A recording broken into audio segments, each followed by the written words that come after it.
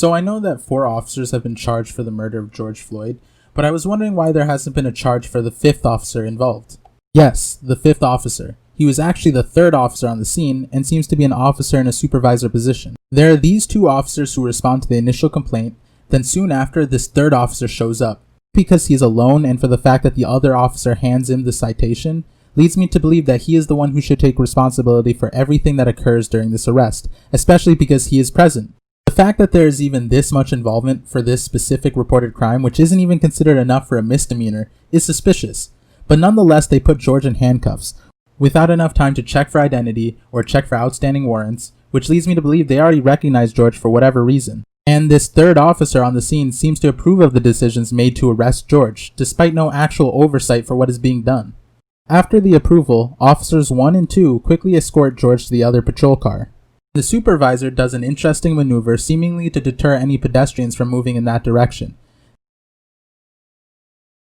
This officer then returns to George Floyd's car and babysits the other 2 people who were with George Floyd, but not charged with anything.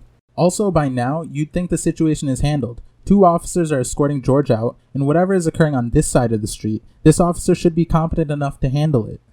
But then something weird happens. A situation that was most likely a Code 2 now de-escalated to what should be a Code 4, where responding squads who have not yet arrived may clear out. But instead we see Derek Chauvin arrive with his partner moments later, officers 4 and 5 in this situation, not using his siren and still arriving to a scene where no further attention should be necessary.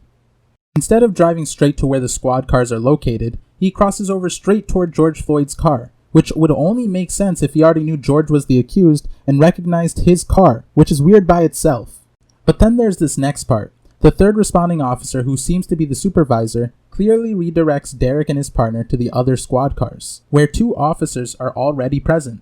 Why would he believe that the other situation would require 4 officers for 1 person, especially for a handcuffed suspect accused of such a minor offense? He could have easily gone there himself, if he thought more attention was needed.